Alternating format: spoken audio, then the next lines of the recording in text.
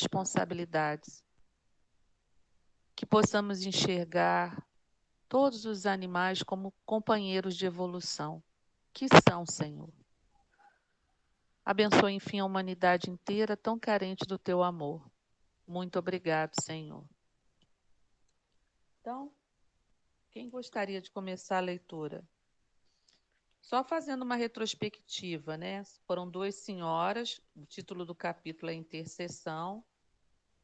Foram duas senhoras buscar Alexandre, uma delas conhecida dele, para relatar o caso de uma viúva que o companheiro desencarnou. A princípio, ela acredita que tenha sido por assassinato, mas a polícia não comprovou, mas concluiu que foi suicídio. Então, ela está nessa angústia, né? Passando por necessidades materiais.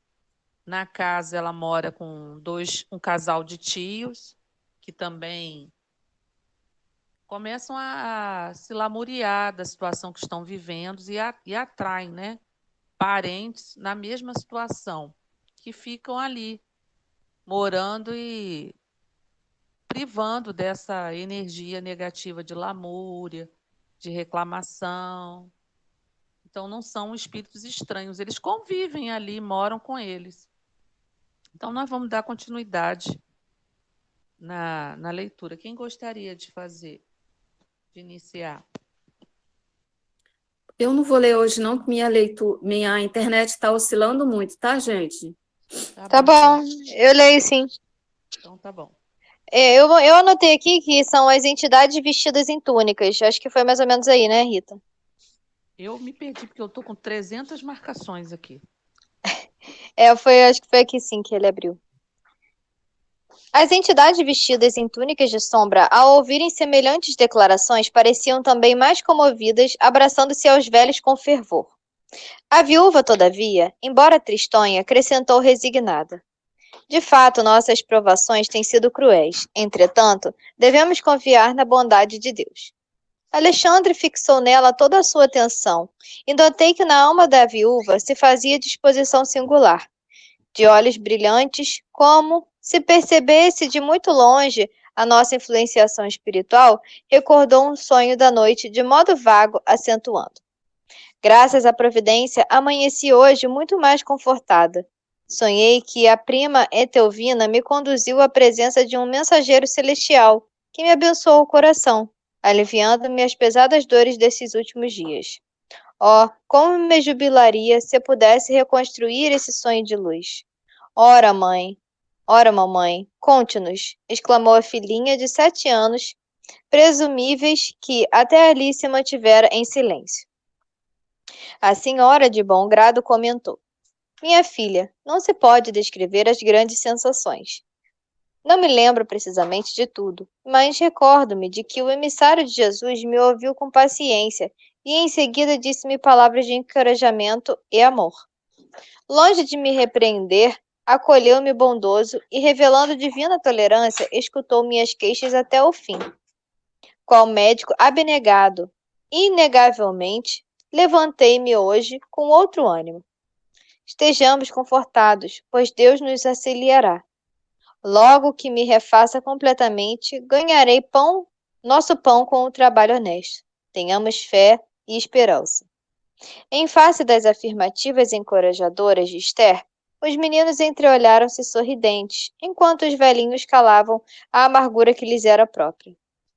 Desejei fazer-me visível aos companheiros desencarnados sem luz, que se movimentavam no recinto, de maneira a palestrar com eles, sondando-lhes as experiências, mas Alexandre dissuadiu-me. Seria perder tempo, disse. E se você deseja beneficiá-los, venha até aqui noutra oportunidade, porque as cristalizações mentais de muitos anos não se desfazem com esclarecimentos verbais de um dia. No momento, nosso objetivo é diverso. Precisamos obter informações sobre Raul. Além disso, se nos valêssemos da hora, a fim de ouvir nossos irmãos desencarnados presentes, verificaríamos de pronto que eles deveriam apenas relacionar dolorosas lamentações, sem proveito construtivo.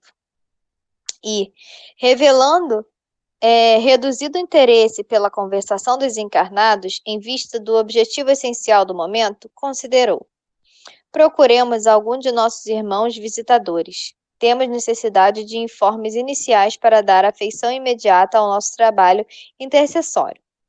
Porque Alexandre demandasse outros aposentos, deixei igualmente a modesta sala de refeições, embora desejasse continuar observando. O instrutor, porém, não tinha muito tempo para gastar. Depois de rápidos minutos, fomos defrontados por uma entidade de aspecto humilde, mas muito digno, a quem Alexandre se dirigiu afavelmente. Meu amigo, é visitador em função ativa? Sim, para servi-lo, respondeu atencioso e interpelado. O orientador expôs-lhe com franqueza e, em poucas palavras, o que desejávamos. Então, o irmão visitador explicou-se razoavelmente. Reconhecera Raul de perto. Auxiliara-o muitas vezes, prestando-lhe continuada assistência espiritual. Todavia, não pudera nem ele e nem outros amigos evitar-lhe o suicídio friamente deliberado. Suicídio? Interrogou Alexandre, procurando informar-se de maneira completa. A viúva acredita em assassínio. Entretanto, ponderou o novo amigo. Ele soubera dissimular com cuidado. Meditara por muito tempo o ato infeliz e, no último dia, fizera a aquisição de um revólver para o fim desejado. Alvejando a região do coração, atirou a arma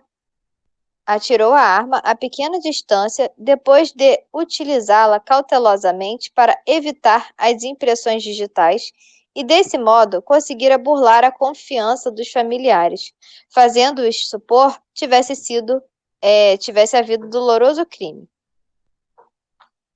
E chegou a vê-los nos derradeiros minutos da tragédia? Interrogou Alexandre Paternal.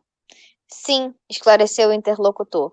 Alguns amigos e eu tentamos socorrê-lo, mas em vista das condições da morte voluntária friamente deliberada, não nos foi possível retirá-lo da poça de sangue em que se mergulhou, retido por vibrações pesadíssimas e angustiosas. Permanecíamos em serviço com o fim de ampará-lo, quando se aproximou um bando de algumas dezenas de abusos do infeliz, dezenas, que abusou do infeliz e deslocou facilmente em virtude da harmonia de forças perversas. Como pode compreender, não nos foi possível arrebatá-lo das mãos dos salteadores da sombra, que o carregaram por aí. Aqui ele diz algumas dezenas, né? O instrutor parecia satisfeito com as elucidações, e quando vi que se dispunha a terminar a palestra, ousei perguntar: mas e a causa do suicídio? Não será interessante ouvir o visitador? Não, explicou Alexandre tranquilamente. Indagaremos do próprio interessado. Despedimo-nos. Determinada indagação, todavia, atormentava meu cérebro. Não a contive por muitos instantes, dirigindo-me ao generoso orientador.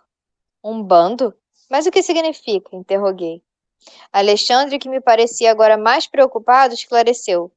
O bando a que se refere o informante é a multidão de entidades delinquentes dedicadas à prática do mal.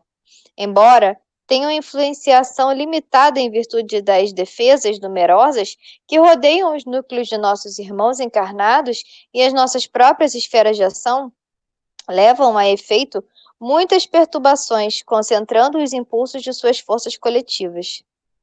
Porque fosse muito grande minha estranheza, o instrutor aduziu.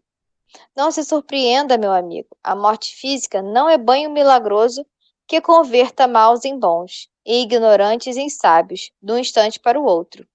Há desencarnados que se apegam aos ambientes domésticos à maneira da era às paredes. Outros, contudo, e em vultuoso número, revoltam-se nos círculos da ignorância que lhes é própria.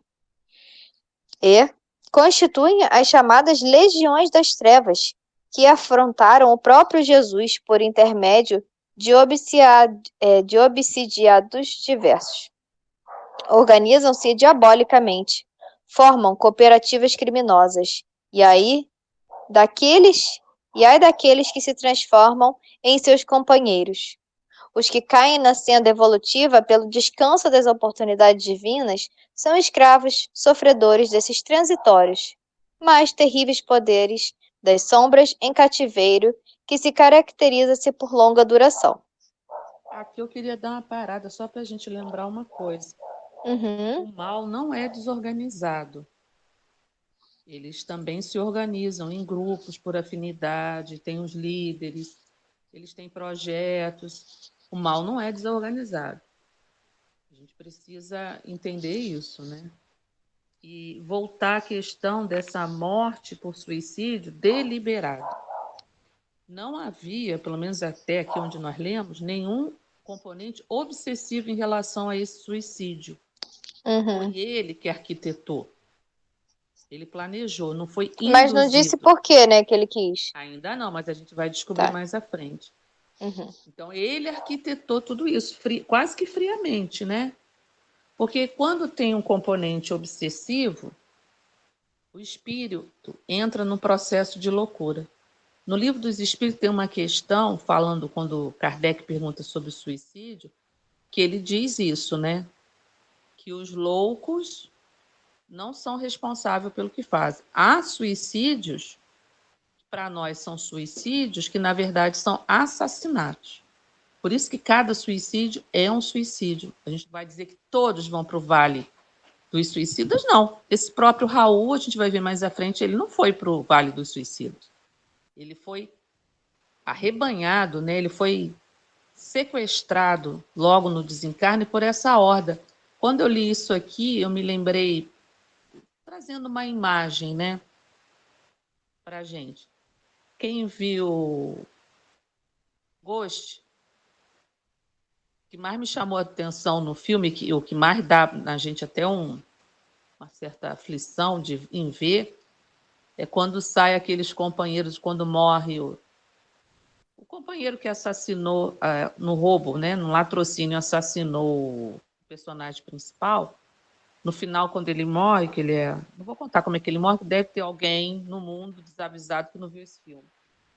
Acho que sou eu. É você? Então nem vou falar. Assiste, vale muito a pena. Foi um dos primeiros filmes assim com cunho espiritualista, até o diretor é um indiano, se eu não estou enganado. E é muito bom esse filme. Então, do chão, assim que ele desencarna de uma forma violenta, saem, né, irmãos assim, todo de preto, aquela forma preta, e puxam o espírito dele. O corpo ainda está lá morto, né? E eles puxam o espírito e levam para o chão, né? Para a parte inferior.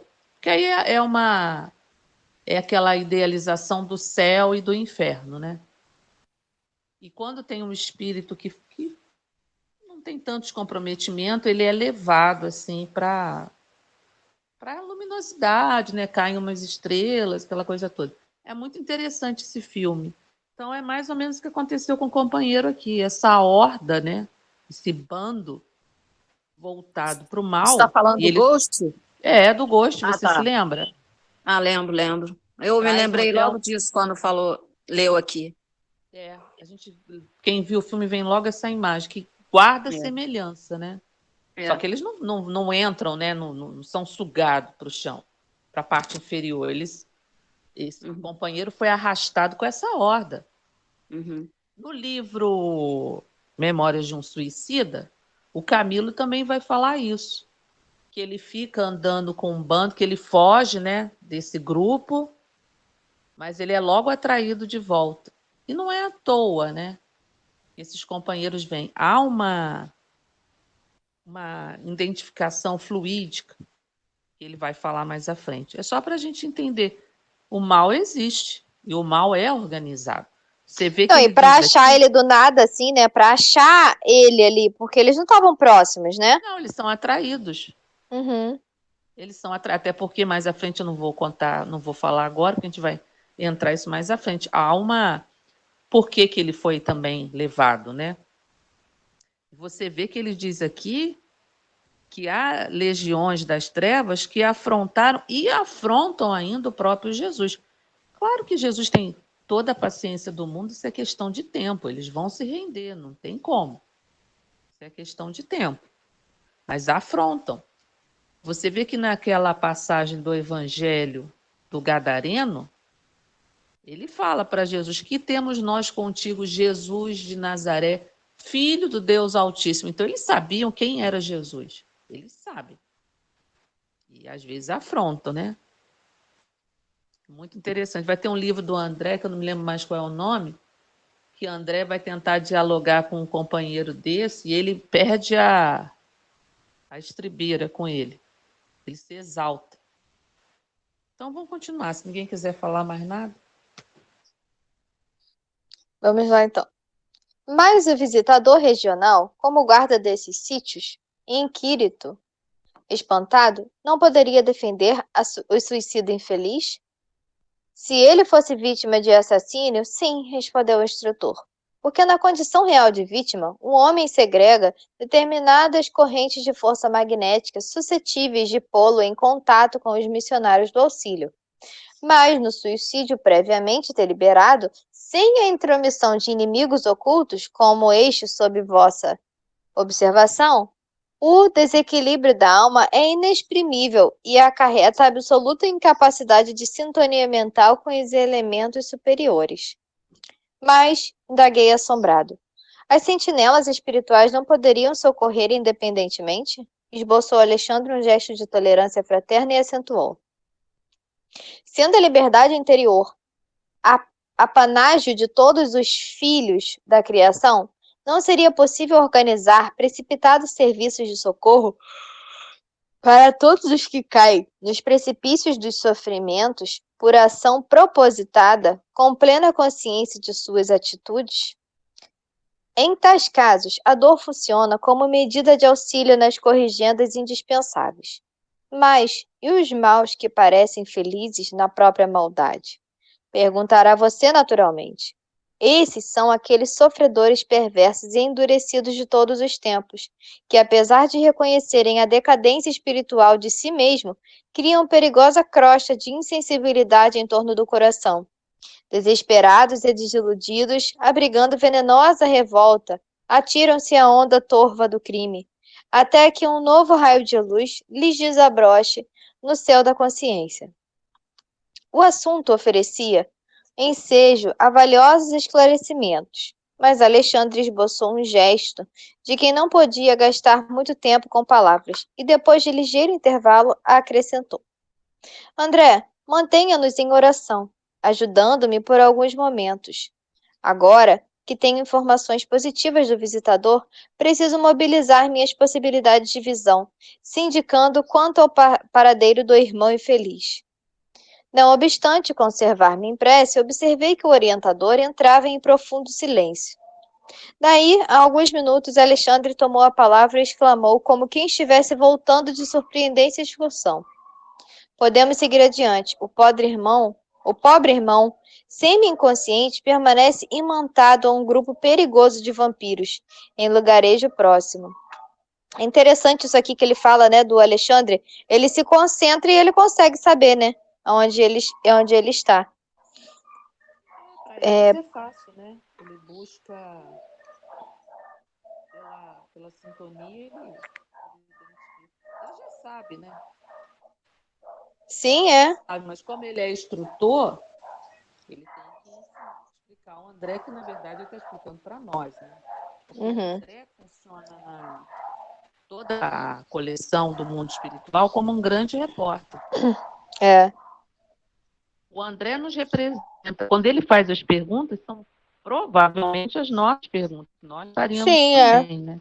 E é muito interessante isso. Interessante que ele faz oração e aí ele pede para o companheiro também ficar em oração, né? E ele consegue visualizar a situação. Para dar uma sustentação. Para dar uma sustentação. Daquela situação. E para o André aprender também. Mas é como se ele viajasse, né? Fosse lá, visse e voltasse, né? É como se ele projetasse, né, a mente dele para outras camadas, né? E conseguisse alcançar. aquela situação. Interessante também essa questão da pergunta do André, por que eles não ajudaram? Por que eles não interferiram? Porque tem uma lei maior chamada livre-arbítrio. Eles poderiam até influenciar. Como foi uma coisa deliberada, ele como que criou uma capa sobre ele que nem a influenciação estava alcançando o irmão. Uhum. Então, eles não conseguem, por conta da lei do livre-arbítrio, que não pode ser ultrapassada pelos benfeitores, eles precisam acatar. Porque foi deliberado. Ele buscou essa situação. Por mais que ele até diz que tentaram, né? Auxiliaram, mas não conseguiram. E tem aqui também escrito, né? E os maus que parecem felizes na própria maldade. Como será que um dia eles vão se transformar, então, se eles parecem felizes com isso? Porque entra o mal, ele não se retroalimenta, né? Então, eles vão entrar num processo de apatia, e aí tem sempre uma brecha. A gente vai ver isso no livro do Manuel Filomeno de Miranda, que ele vai falar do Marquês de Sade, no livro Sexo e Obsessão. O Marquês de Sade, muito tempo, né, voltado para... Porque a gente sabe porque ele foi voltado, né? Um irmão altamente... Uma situação muito complicada, espiritualmente falando, e ele entra num processo de estagnação. E eles conseguem acessar, ajudando um outro companheiro, porque a espiritualidade nunca ajuda. Ajuda não é só para um espírito. Por exemplo, o caso é de um espírito, mas a gente vai sempre perceber nas obras do André que aquilo se irradia para outros companheiros. É sempre um processo assim mais aberto. Então, ele chega numa apatia, porque o mal não se alimenta. Você vê que a pessoa... E é uma felicidade falsa. Não é a verdadeira felicidade. Porque a felicidade está no bem. Você vê que nós, né, que somos espíritos ainda inferiores, numa situação que nós façamos o bem, nós sentimos uma alegria interna, de uma satisfação, de uma felicidade. E aquilo vai nos impulsionando a fazer mais. O mal, não. Então, vamos continuar, se ninguém quiser falar mais nada. O instrutor pôs-se a caminho. Segui-o passo a passo, em silêncio, apesar de minha intensa curiosidade. Em pouco tempo, distanciando-nos dos núcleos suburbanos, encontramo-nos nas vizinhanças de grandes matadouros. A minha surpresa não tinha limites, porque observei a atitude de vigilância assumida pelo meu orientador, que penetrou firmemente a larga porta de entrada. Pelas vibrações ambientes, reconheci que o lugar era dos mais desagradáveis que conhecera. Até então, em minha nova fase de esforço espiritual. Seguindo Alexandre de muito perto, via numerosos grupos de entidades francamente inferiores, que se alojavam aqui e ali, diante do local em que se processava a matança dos bovinos. Percebi um quadro estarrecedor.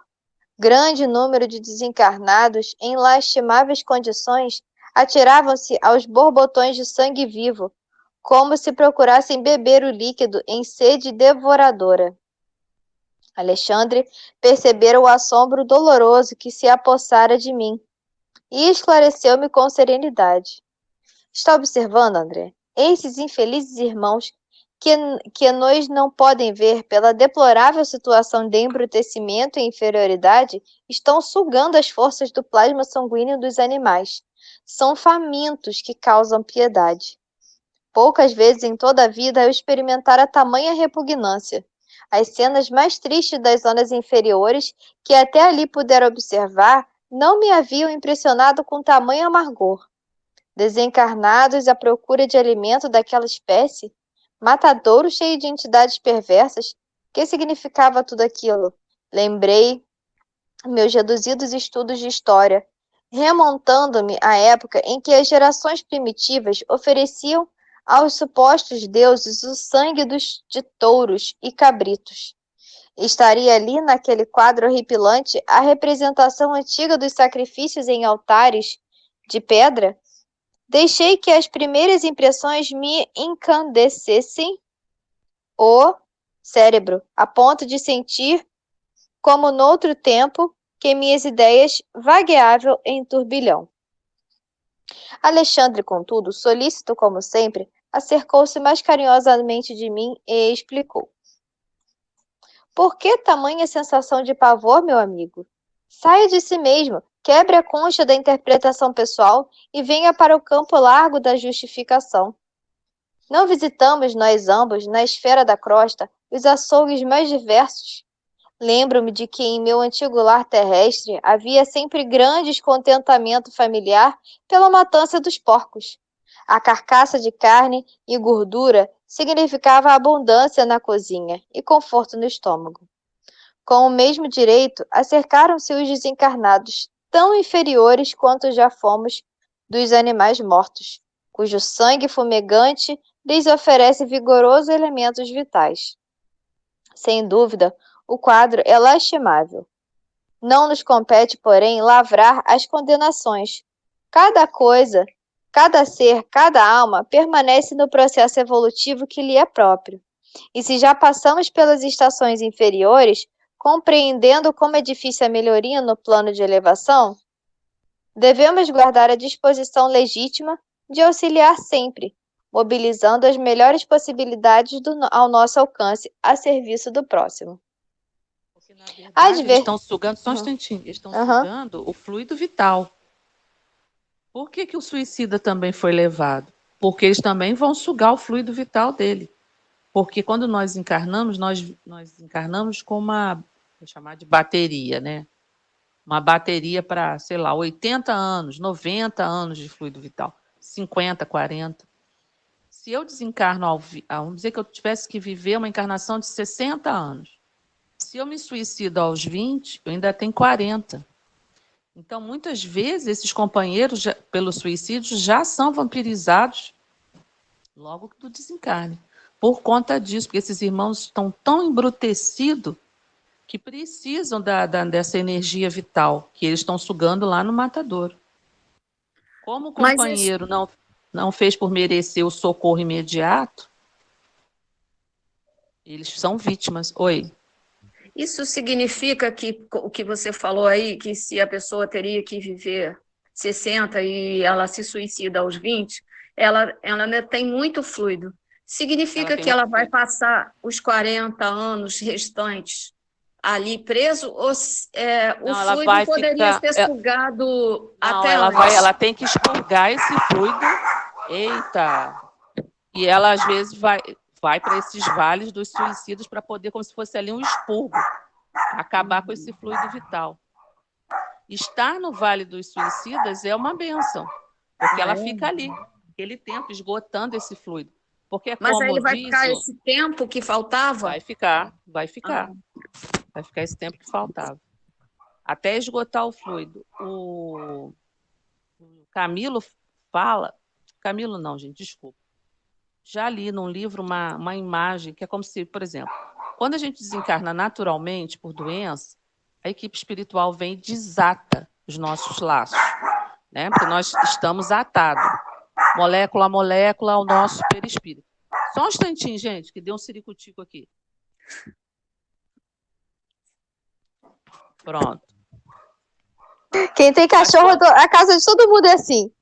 Gente, mas hoje Babalu tá atacada. Ela hoje fez exame de coração, mas não escutou o que o médico falou para ela, não. Aí, quando a pessoa se suicida, ela rasga, ela rompe, igual quando a gente rompe um barbante. Não fica aqueles fiapinhos? É diferente quando você corta. Uhum. Corta é um processo, né? Perfeito. Quando você arranca, rasga, esgarça aquilo ali. E aquilo ali fica soltando fluido vital. Uhum. Então, é muito complicado. A pessoa tem que gastar esses fluidos até ser levada para um hospital, aí começa todo um processo. E não tem outra forma? Só gastando assim mesmo? Só gastando, então, aí, por exemplo, eu entendi. Se a pessoa fosse 40 anos no umbral, digamos assim. no Vale dos Suicidas. Aí, por exemplo, se ela tinha 40 anos e ela foi vampirizada, ela vai ficar, por exemplo, sei lá, 10 anos sendo vampirizada Não, porque eles vão sugando antes, gente. Eles aí o vão tempo sugando. diminui. Vai sugando, mas olha o processo. Você vai sendo. Imagina você ficar na mão desses companheiros, o que eles não fazem com o espírito? Sim. O processo é um processo doloroso. Aí pode ser que você fique menos tempo, que pareça que é muito mais, então, né? Porque imagina a Só pelo situação que de eles sofrimento. sofrem. Esse irmão está num estágio de perturbação completo. A gente vai ver mais à frente, é que eu não quero adiantar. Ele está num estágio de perturbação completo, na mão desses espíritos. Uhum. Espíritos altamente, como ele diz, trevosos, né? Voltados mesmo para o mal, que a gente nem tem alcance. Como que a André ficou chocado ao ver, né? E há relatos assim, bem dolorosos, que não cabe aqui a gente ficar falando. Mas é muito complicado, é muito doloroso para o espírito. Imagino. Há uma equipe que socorre esses companheiros. Por que ele não pôde ser socorrido? Porque, como ele diz aqui, isso aqui ele é bem claro. Se fosse vítima de assassínio, sim, respondeu o instrutor. Porque na condição real de vítima, o homem segrega determinadas correntes de forças magnéticas suscetíveis de pô-lo em contato com missionários do auxílio. O mesmo se dá quando não é. Quando não é realmente vítima, segrega outros tipos como ele chama aqui, de força magnética que vai atrair esses irmãos. Eles são atraídos. É como se eles tivessem um faro, como o animal tem um faro para a carniça, está lá longe, mas sentiu o vento, trouxe, ele é imediatamente atraído. Esses companheiros também são atraídos. Mas ele diz assim, mas no suicídio previamente deliberado, sem a intromissão de inimigos ocultos, quando tem os inimigos ocultos, eles também são auxiliados, porque é quase um assassínio, porque eles são induzidos, mas a pessoa agasalhou a ideia, então é meio a meio, né? Com a intromissão de inimigos ocultos, como este sobre nossa observação, o desequilíbrio da alma é inexprimível e acarreta absoluta incapacidade de sintonia mental com os elementos superiores. Então, eles não têm nem como ajudar, porque não tem nem brecha para ajudar. Eles estão desamparados, eles estão... Não. Mas ele, como ele diz aqui, às vezes é a dor. Ele diz assim, sendo a liberdade, ele vai falar, tem uma parte que ele diz aqui da dor. Deixa eu ver se eu acho aqui.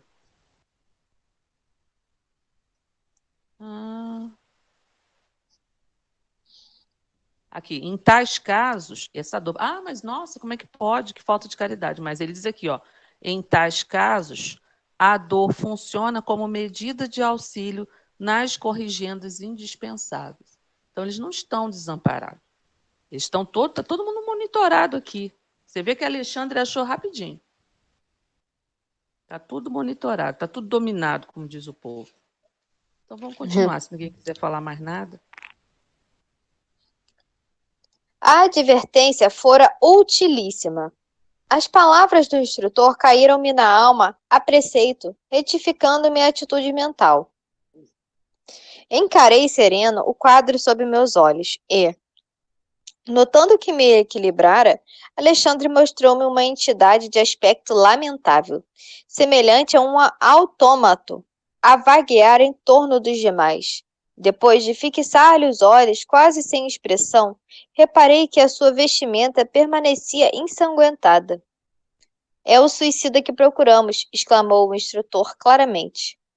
Que? Perguntei espantado. Por que precisariam dele os vampiros?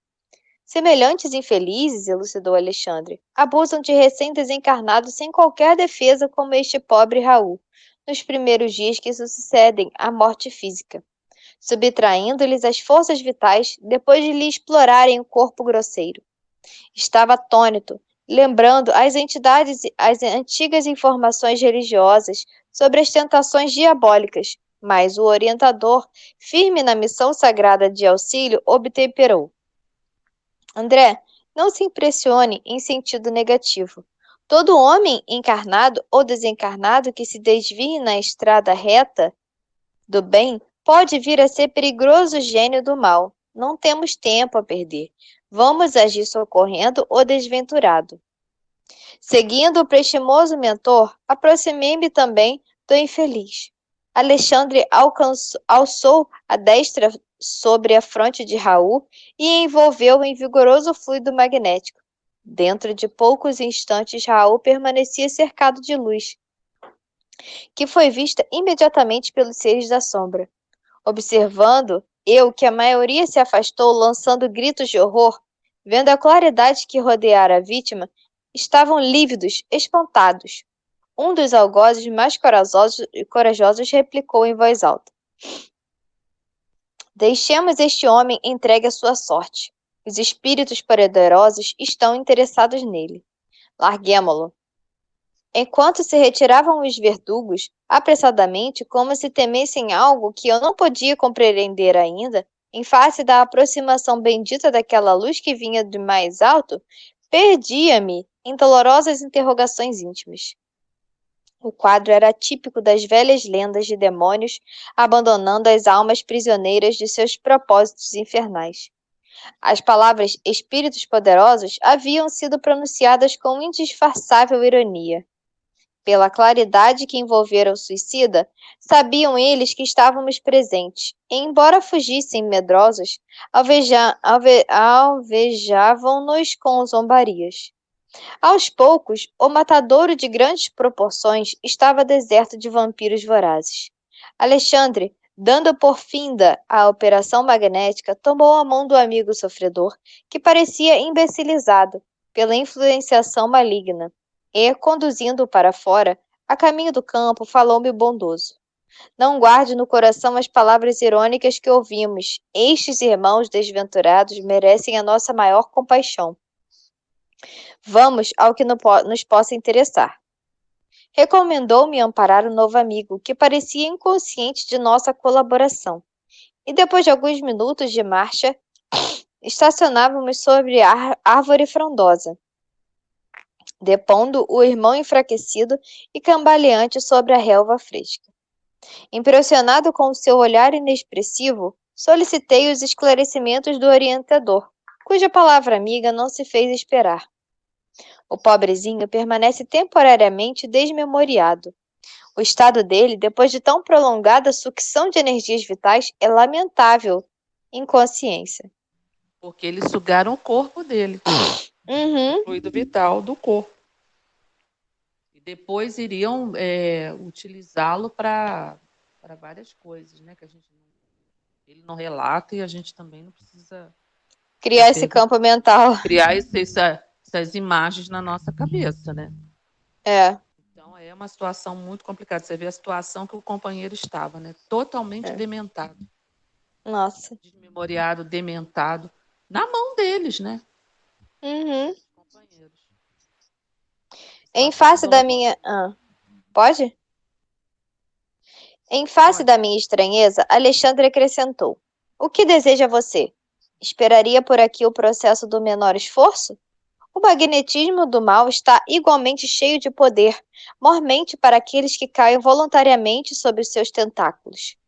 Em seguida, inclinou-se paternalmente sobre o desventurado suicida e indagou: Irmão Raul, como passa? Eu, murmurou o infeliz, como se estivesse mergulhado em profundo sono. Não sei. Lembra da esposa? Não, respondeu o suicida em modo vago. O instrutor levantou-se e disse-me: A inconsciência dele é total. Precisamos despertá-lo. Em seguida, determinou que eu permanecesse ali em vigilância, enquanto buscaria recursos necessários. Não podemos acordá-los por nós mesmos? Interroguei admirado. O orientador sorriu e considerou. Bem se reconhece que você não é veterano em serviços intercessórios. Esquece-se de que vamos despertá-lo não só para a consciência própria, senão também para a dor? Romperemos a crosta do magnetismo inferior que o envolve, e Raul regressará ao reconhecimento da situação que lhe é própria. Entretanto, sentirá o martírio do peito varado pelo projétil. Rugirá de angústia ao contato da sobrevivência dolorosa, criada, aliás, por ele mesmo. Ora, em tais casos, as primeiras impressões são francamente terríveis e escoam-se algumas horas antes de segundo alívio. E como outras obrigações esperam por nós, será conveniente entregá-lo aos cuidados de outros amigos. As observações calaram-me fundamente. Decorrido 20 minutos aproximadamente, Alexandre voltou acompanhado de 2 irmãos que se prontificaram a conduzir o infeliz. E daí a algum tempo encontrávamos-nos numa casa espiritual de socorro urgente, localizada na própria esfera da crosta. Via-se que a organização atendia a trabalhos de emergência, porquanto o material de assistência era francamente rudimentar. Adivinhando meu pensamento, Alexandre explicou. No círculo de vibrações antagônicas dos habitantes da crosta, não se pode localizar uma instituição completa de auxílio. O trabalho de socorro, deste modo, há de sofrer incontestável deficiência. Esta casa, porém, é um hospital volante que conta com a abnegação de muitos companheiros. Eu queria fazer uma Deposto. pergunta. Aham. É porque aqui, quando... posso falar? Ele estava preocupado, né, com o espírito ali que tinha se suicidado,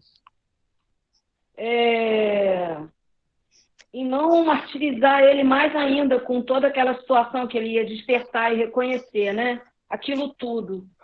Naquele momento, não poderia fazer aquilo. Aí o que acontece na prática com a gente é que eles vão para lá, aquela reunião mediúnica, e lá eles são amparados de certa forma para poder, aos poucos, reconhecer o que aconteceu, se lembrar, e dali eles serem assistidos? É isso? Ou, sei lá... No caso, por exemplo, o André questiona por que ele, já que é para despertar a memória, por que não desperta ali? Aí o que Alexandre diz? Ali não é o local adequado. É como se você tiver, por exemplo, uma pessoa que ela está vítima de um trauma e ela perdeu a memória daquele trauma. O psicólogo, quando vai despertar e levar a pessoa àquela situação, ele tem todo um cuidado, porque a gente não sabe qual vai ser a reação daquela pessoa. Então, precisa de todo um aparato que, quando voltar a memória, vai voltar tudo, vai voltar a lembrança do suicídio e a sensação da dor. Uhum. Aí ele vai se lembrar de tudo, ele vai entrar no processo de desequilíbrio total. Então, imagina isso num ambiente sem segurança, sem apoio, sem a enfermagem espiritual.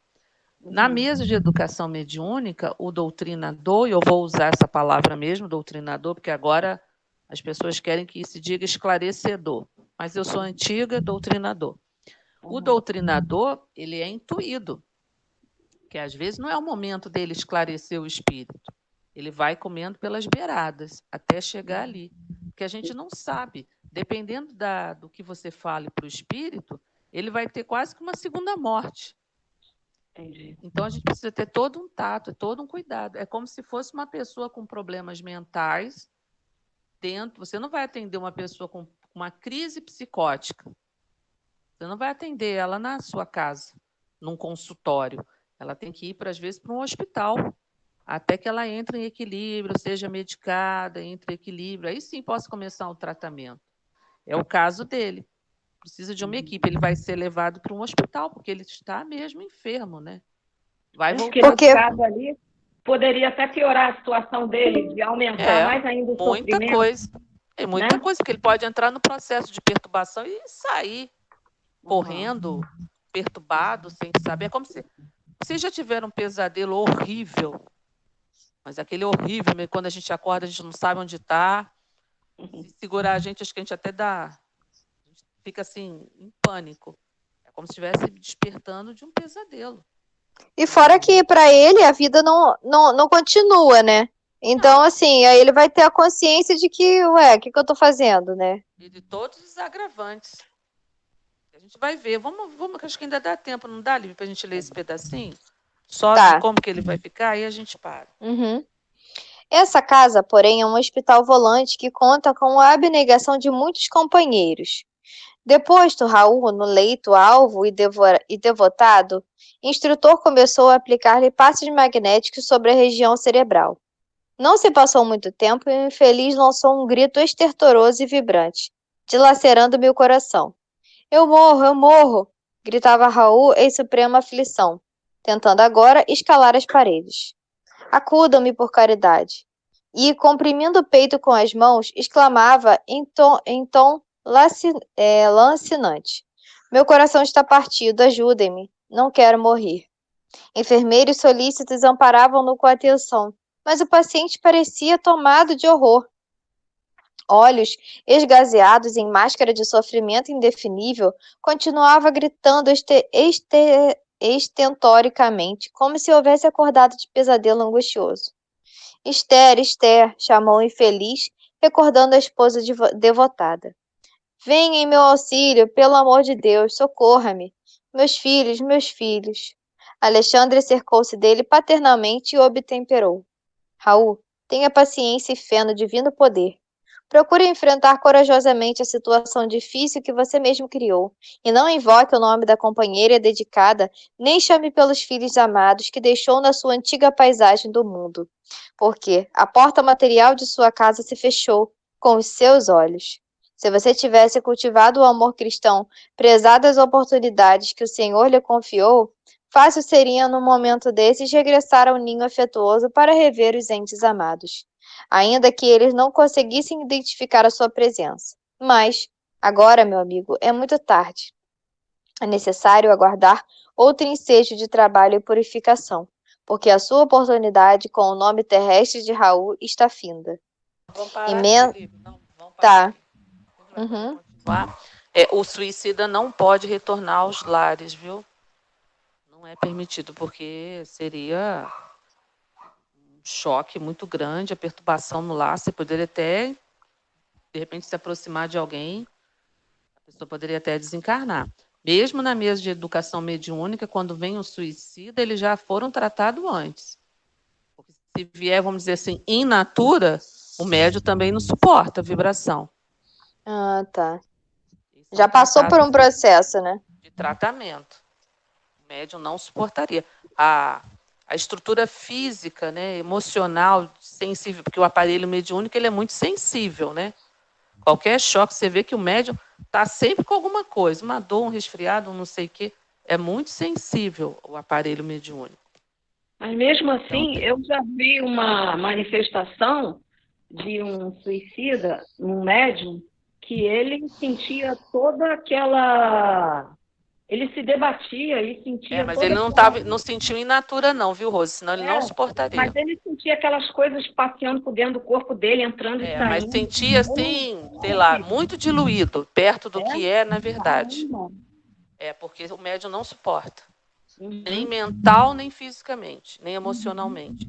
O impacto seria muito grande, poderia desequilibrar o médium assim de forma irreversível, até levando ao desencarne.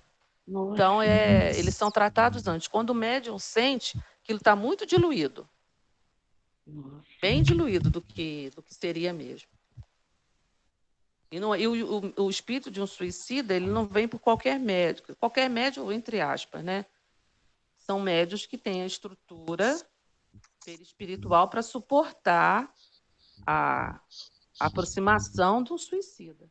É todo um tratamento da espiritualidade. Todo um cuidado também. Então é isso. Quem gostaria de fazer a prece? Eu posso fazer. Não faça. Vamos lá, então. Senhor Jesus, agradecemos, Senhor, mais uma vez pelo nosso encontro fraterno e pelos esclarecimentos que aqui foram postos. Agradecemos por toda a sua equipe, mestre, que provém para que esse estudo aconteça, para que esses esclarecimentos venham até nós, Senhor. Agradecemos pelo nosso centro que nos une e nos fortalece, Senhor. Igualmente, pedimos por nossos lares, por nossos amores e pela humanidade, Senhor, que tanto carece do seu amparo, do seu auxílio e do seu amor, Senhor. Que possamos procurá-lo cada vez mais em nossa intimidade e assim fortalecer os nossos laços. Que assim seja, graças a Deus. Então,